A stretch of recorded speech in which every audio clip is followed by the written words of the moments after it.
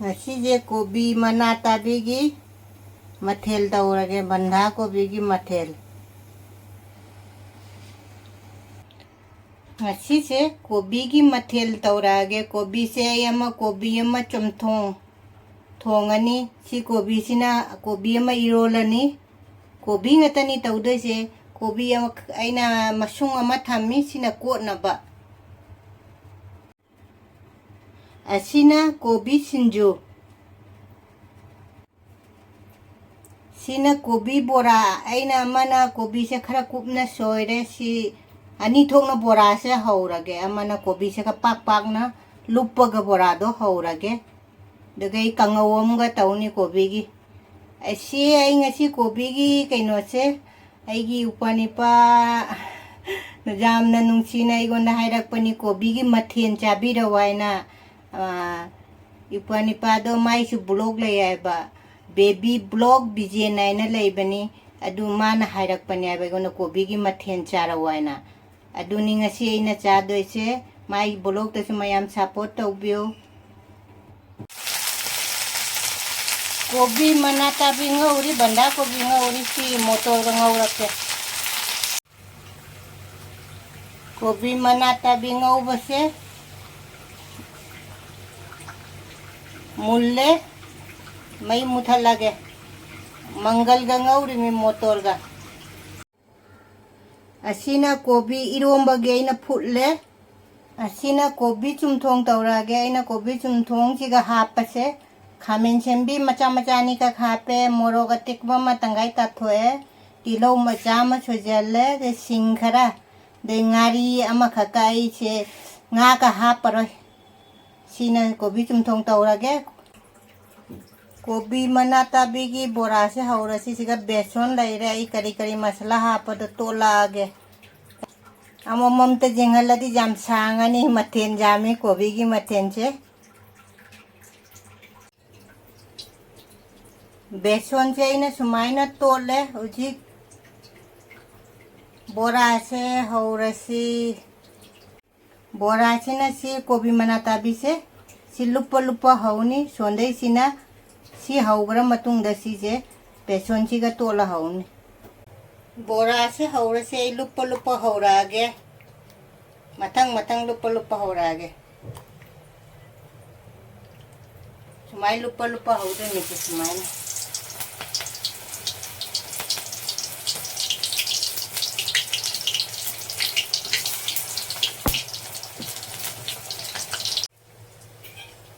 bora se mulle ko thoti se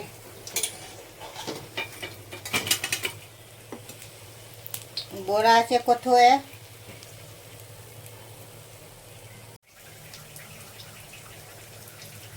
kobi aso bechi ki chu bora ina hape uji bora hauri sina sinjugi ina morok taure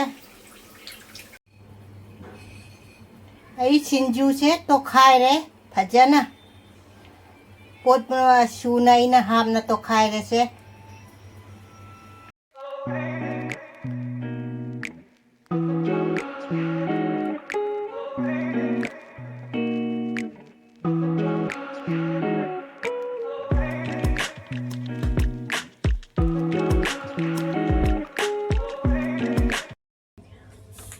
mayam punama khoramjari ai ngasi se aigi upa bijena ne kobi gi mathel aidi charau hai bado ngasi se kobi gi mathel ne ko kobi gi mathen se amamam ta hairage ko aidi kobi gi bora ni sina kobi bora se na pak na ma haure khara amana kobi se aidi khara kupna soiraga dumai tawna ma haure te amana kobi kangaw ma leire kobi ga motor mangal ga amana kobi ron bani ko si kobi ngatani alu gamba jawde morok se khara ina angang ba kaino do ha pure ba morok to dugai sina kobi chumthong sina kobi sinju sina kobi kaino angan ba champut sina kobi asang ba kobi gi mathen ke ano mari manga taruk कोबी की मथेन तरुने को दुगा आईने skin थुमाई थोन बदुदी हाइते को मागी baby block Bijen हाइना लाइबनी माग जाम आई जामना आईदी कोई उपा तौना जामना कइनो तौरे बा कोई दी उपा लाइते उपा लाइते आईदी कोई की हक आईदी आईगी कोई की ने पुमिना बा उपा दी लाइते कोई की पंडौगी मचा ककाई मचा दी लाई को अदु अखोई जामना माना इचे का हाइबदो जामना नुंगसी इनाउ त इनाउ इपा त इपा दुमाई खल्ले को माना हाइरक पनेबा अनिरक सुरे मा हाइरैसे से कोबी मोंग चादबा आइदि कोबी कइनो तौदबने असम सोनदि कोबी अफबा थोइना दिल्ली सिगने मत्तबनिना ने कोबी सिंगसे हंदकते आइना पोरकना लैना ngasi का मयामदा दुम हाइरम गायबा अनूनने अगोंदा आइदी रूम टूर तौरो हाइरैसे अहुमलक सुरे को आइदी इदी काजे को आई सिगा लैसे आइदी कोई सिंपल ने कोई सिगा लैसे कोई दी आइदी जामना कोई खुंदका लैना अलमारी चौ चौ फजा फजाबा शोकेस कई का तौबदो कोई सिगा दम लैते को आइदुना इकाई नैना तौरक्तबने अनु अदु हाइरमिना अहुमलक सुरे को आई दुना आई तौरगे हंदकति खल्ले को आइदी देश तौरौरा तौरकनुरा आइदे रूम टूर से मयाम कमेंट दुम हाइबिरमो अदु जामना वासे जाम सांगना ngange को आई इदी का जे को रूम टूर तौबसे को आइगोंदा कैसम कैनो लैते कोई दी सिंपल नेबा बेड अमा लै मिला फमनबे सोफा आइदी चही मंगा तरुक ममांगदा लैगिबा कोई उगी सोफा नि को उजी की मॉडल की सोफा मत्तेबा अदुनी लैदो आई इदी का जे को मयामना हाइरकनी करी जेंग लैनो कायना हाइरकपस मयाम जरकनी ना कमेंदा अदुना इकाई नै तौदबनी को अनु अदु हंदकती तौरागे लाइगी से हाना खरा कलसी को लाइगी से खजामना कलसी लाई से लोई पुनो मथेन पुनो लोई कतोरबनी ngasi आइदी कोबी मना ताबीगी मथेन गतनी ngasi से कोबी इरोम्बा कोबी कांगौ दे कोबी कैनो कोबी चिंजू कोबी चंबूत मथेन तरुक तारे को लाई से को छे लाइगी छे थम्मगे लाइगी से अजिक चाबा हौरसी अहम से कोबी चुमथोंग सिना हाना हौसी को चुमथोंग चारा दे बुक से इंगिना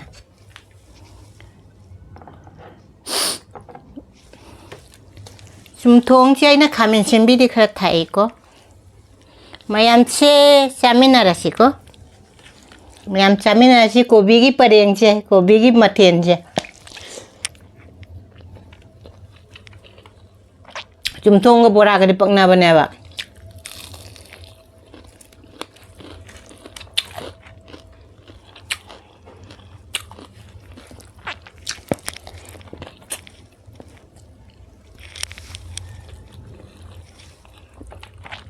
चिना कोबी चाक तंगा ले मिको आइना से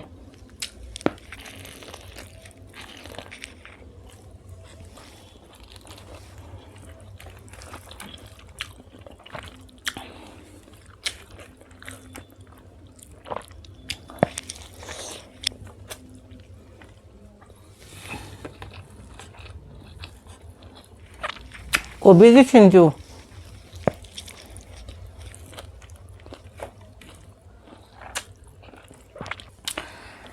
बिजेन नचे नंगसिदी कोबी की मथेन से चारा अबनी मयाम पुनम बेबी ब्लॉग बिजेन की मागी चैनल लेबनी मयाम पुनम इगोंदा सपोर्ट तौबिरी सुमाइना मागोंदा सुलुम तौबियो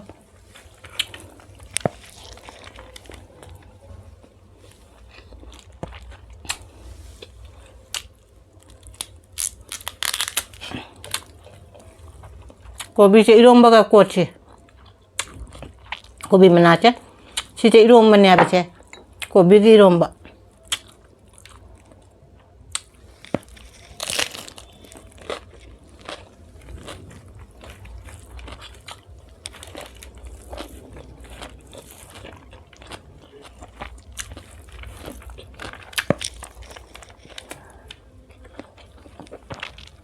कंगो से चाय जेंसी कोबी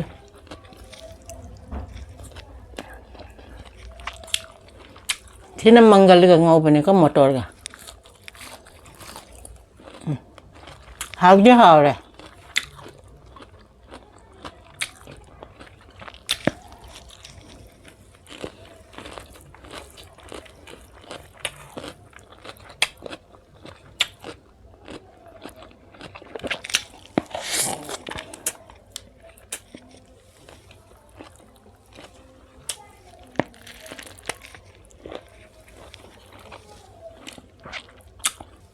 고비 만나체 이런 버체 뭉짜젠체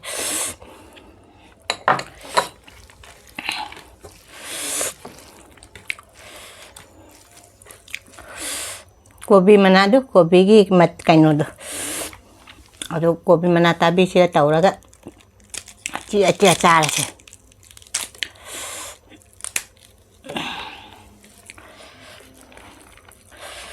गोभी की मथेन में आम चा बद दे लोय नहीं है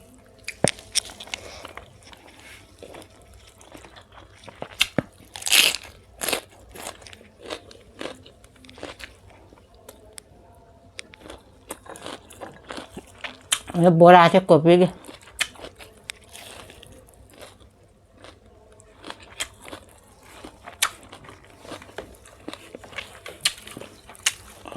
गोभी में ना मपांग नहीं ना thôi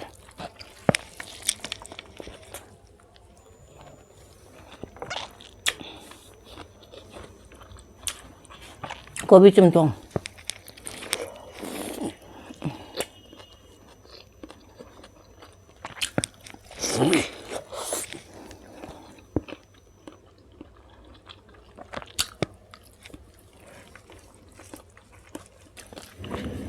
이런 거 좀 먹 잘해.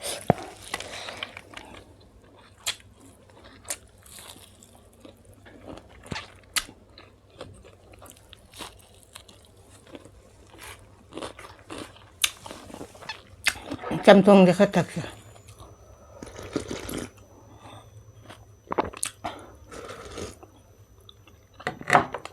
짬뽕 게 잠아.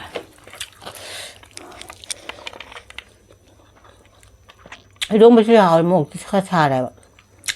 뭐 잘하니까 이 짜이 놓고 하라 그러니까.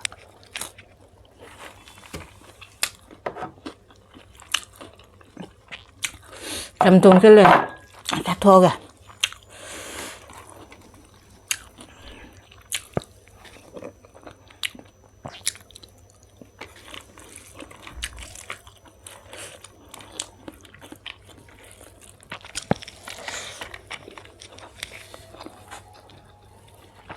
진주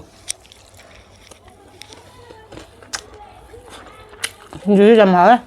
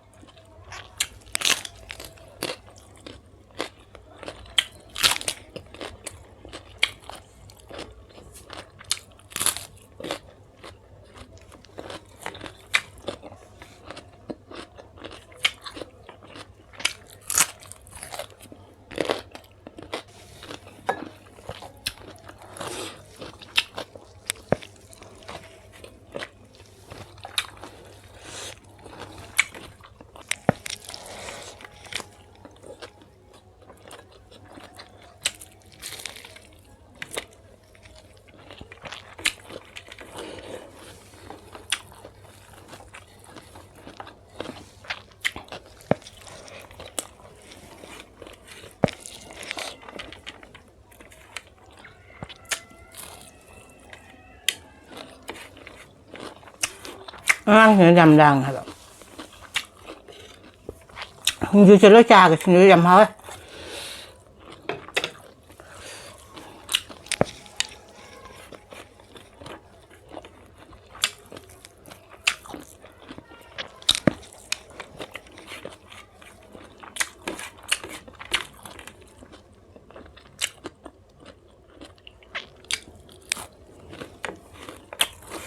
김주가 뭐라고 하나 보네 하오네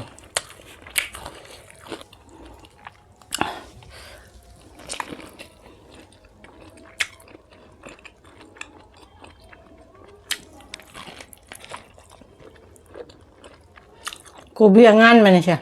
고비 짬붓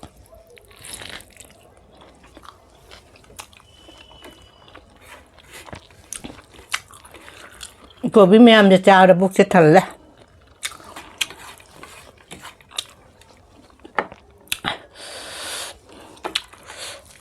lên bằng cái hồ đến cha ra kìa làm sang làm đẹp của bí mèm để chạp đó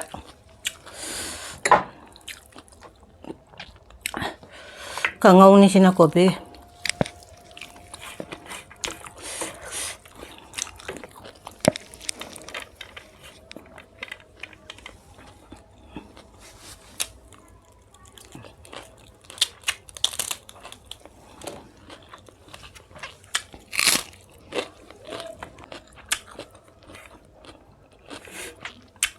ꯌꯣꯡꯆꯥꯛ ꯌꯥꯎꯗꯔꯦꯕ ꯉꯁꯤꯁꯦ ꯀꯩꯒꯤ ꯍꯥꯏꯗꯤ ꯑꯩꯅ ꯀꯣꯕꯤ ꯉꯥꯛꯇ ꯑꯣꯏꯔꯗꯣ ꯌꯣꯡꯆꯥꯛꯁꯦ ꯌꯥꯎꯍꯜꯂꯔꯣꯏ ꯀꯥꯏ ꯌꯥꯎꯍꯟꯗꯔꯦ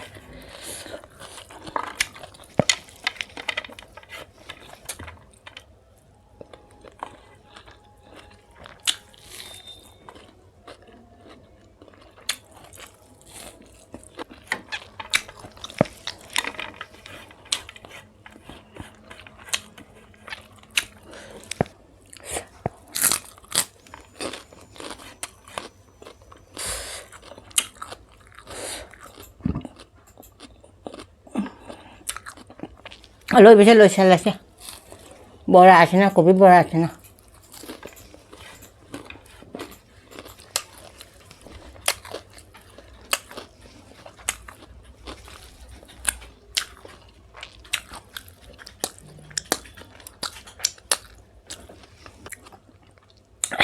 ꯕꯤꯖꯦꯟ ꯉꯁꯤꯗꯤ ꯅꯆꯦꯅ ꯀꯣꯕꯤꯒꯤ ꯃꯊꯦꯜꯁꯦ ꯆꯥꯔꯛꯑꯕꯅꯤ ꯀꯣꯕꯤꯒꯤ ꯃꯊꯦꯜ 3ꯅꯤ ꯑꯩꯅ ꯆꯥꯏꯁꯦ ꯉꯁꯤ ꯀꯣꯕꯤ ꯁꯤꯡꯖꯨ ꯑꯃ ꯀꯣꯕꯤ ꯆꯨꯝꯊꯣꯡ ꯑꯃ ꯀꯣꯕꯤ ꯏꯔꯣꯟꯕ ꯑꯃ ꯀꯣꯕꯤ ꯀꯥꯡꯉꯧ ꯑꯃ ꯀꯣꯕꯤ ꯕꯣꯔꯥ ꯑꯃ ꯀꯣꯕꯤ ꯆꯝꯐꯨꯠ ꯑꯃ ꯀꯣꯕꯤ ꯍꯤꯡꯅ ꯆꯥꯕ ꯑꯃꯒ 3 ꯁꯨꯔꯦꯀꯣ